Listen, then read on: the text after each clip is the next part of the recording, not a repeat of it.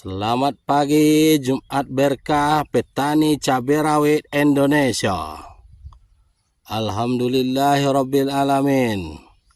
La in sakartum la azidannakum wa la in kafartum inna azabil lasadid. Dengan bersyukur kepadamu ya Allah, Kau telah memberikan hujan kepada kami sore kemarin.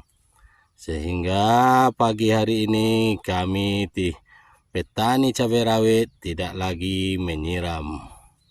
Satu kemudahan dan keringanan diberikan oleh Allah kepada kita. Nih, ladang cabai rawit minta dipupuk lagi. Kalau kemarin sore dia minta disiram, hari ini dia minta dipupuk.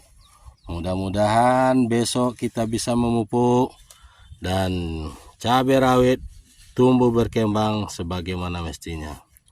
Semoga berkah melimpah. Petani milenial is very good.